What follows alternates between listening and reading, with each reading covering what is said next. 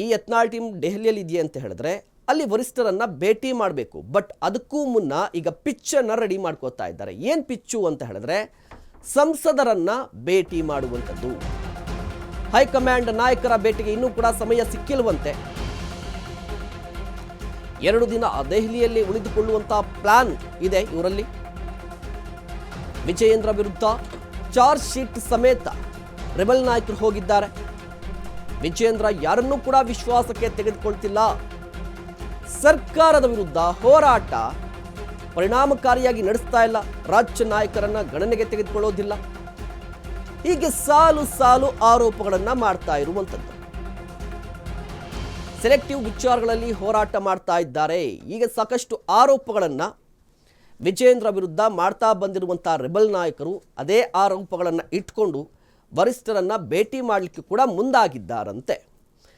ಇದರ ನಡುವೆ ಈ ಬಣಬಡಿದಾಟಕ್ಕೆ ಕಾರಣ ಯಾರು? ಈಗ ರೆಬಲ್ ನಾಯಕರು ಏಕಾಏಕಿಯಾಗಿ ಗರಂ ಆಗಲಿಕ್ಕೆ ಕಾರಣ ಯಾರು, ಸ್ಟ್ರಾಂಗ್ ಆಗಕ್ಕೆ ಕಾರಣ ಯಾರು ಅನ್ನುವ ಕುತೂಹಲದ ನಡುವೆ ಇರುವಂಥದ್ದು.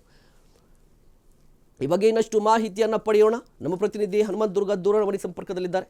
ಹನುಮಂತ್, ಮುಖ್ಯವಾಗಿ BL ಸಂತೋಷ್ ಮತ್ತು ಯಡಿಯೂರಪ್ಪನವರ ಜಂಗಿ ಕುಸ್ತಿ ಹಳೇದು, ಈಗ ಮತ್ತೆ ಮುನ್ನೆಲೆಗೆ ಬಂದಿರೋದು ಯಾಕೆ?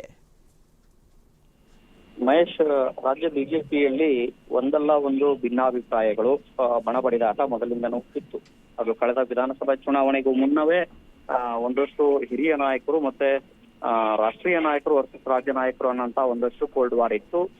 ವಿಧಾನಸಭೆಯಲ್ಲಿ ಆ ಒಂದು ವಾರದಿಂದಾನೇ ಸಾಕಷ್ಟು ಬಿಜೆಪಿಗೆ ಹಿನ್ನಡೆ ಆಯ್ತು ಅನ್ನೋಂಥದ್ದು. ಅಂದ್ರೆ ವಿಶೇಷವಾಗಿ ಯಡಿಯೂರಪ್ಪ ಅವ್ರನ್ನ ಕಡೆಗಣಿಸಿದ ಕಾರಣಕ್ಕಾಗಿನೇ ವಿಧಾನಸಭೆ ಚುನಾವಣೆಯಲ್ಲಿ ಸಾಕಷ್ಟು ಹಿನ್ನಡೆ ಆಯ್ತು ಅನ್ನೋಂತ ಚರ್ಚೆಯ ವಿಶ್ಲೇಷಣೆ ಇತ್ತು.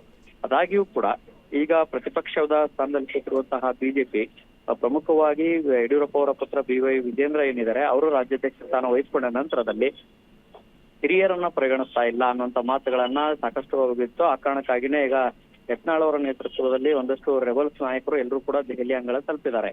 ಇಲ್ಲಿ ಕೇವಲ ಯತ್ನಾಳ್ ಅವರು ಮಾತ್ರ ಆಗಿರ್ಬೋದು ಅಥವಾ ಕುಮಾರ ಬಂಗಾರಪ್ಪ ಆಗಿರ್ಬೋದು ಅಥವಾ ಯಾರೆಲ್ಲ ವಿಜೇಂದ್ರ ಅವರ ವಿರುದ್ಧ ಮಾತನಾಡ್ತಾ ಇದ್ದಾರೆ ಅವರು ಮಾತ್ರ ಅವರ ವೈಯಕ್ತಿಕ ವಿಚಾರ ಅಷ್ಟೇ ಅಲ್ಲದೇನೆ ವೈಯಕ್ತಿಕವಾಗಿ ಪಕ್ಷ ಸಂಘಟನೆಯ ವಿಚಾರದಲ್ಲಾಗಿರ್ಬೋದು ಮತ್ತೆ ಜಿಲ್ಲಾ ರಾಜಕಾರಣದಲ್ಲಾಗಿರ್ಬೋದು ರಾಜ್ಯ ರಾಜಕಾರಣದಲ್ಲಾಗಿರ್ಬೋದು ವೈಯಕ್ತಿಕವಾಗಿ ಅಲ್ಲದೇನೆ ಅವರು ರಾಷ್ಟ್ರೀಯ ನಾಯಕರ ಸೂತ್ರಧಾರಿಗಳು ಕೂಡ ಆಗಿದ್ದಾರೆ ಅನ್ನುವಂತ ಮಾತುಗಳು ಈಗ ಕೇಳಿ ಬರ್ತಾ ಇರುವಂತದ್ದು. ಯಾಕೆಂತಂದ್ ಹೇಳಿದ್ರೆ BL ಸಂತೋಷ್ ಅವರು ಮತ್ತೆ ಯಡಿಯೂರಪ್ಪ ಅವರ ಕೋಲ್ಡ್ ವಾರ್ ಏನಿದೆ ಅದು ಕೂಡ ಈಗ ಕಂಟಿನ್ಯೂ ಆಗಿದೆ. ಯಾಕಂತಂದ್ ಹೇಳಿದ್ರೆ ಪುತ್ರನ ಬೆನ್ನಿಗೆ ಸ್ಟ್ರಾಂಗ್ ಆಗಿ ಯಡಿಯೂರಪ್ಪ ಅವರು ನಿಂತಿದ್ದಾರೆ ಅನ್ನುವಂತ ಮಾತುಗಳು ಕೂಡ ಕೇಳಿ ಬರ್ತಾ ಇದಾವೆ. ಆ ಕಾರಣಕ್ಕಾಗಿ ದೆಹಲಿಯಲ್ಲೇ ಕೂತ್ಕೊಂಡು ರಾಜ್ಯದಲ್ಲಿ ಸೂತ್ರಗಳನ್ನ ದೆಹಲಿ ಸೂತ್ರವನ್ನ ಅಲ್ಲಿಂದ ಅಡಿಸಿ ಇಲ್ಲಿ ಪಾತ್ರಧಾರಿಗಳ ಮೂಲಕ ಅಖಾಡದಲ್ಲಿ ಆಟವನ್ನು ಆಡ್ತಾ ಇದ್ದಾರೆ ಅನ್ನುವಂತ ಮಾತುಗಳು ಕೇಳಿ ಬರ್ತಾ ಇರುವಂತದ್ದು. ಮತ್ತೆ ಅದರ ಜೊತೆಗೆ BL ಸಂತೋಷ್ ಅವರ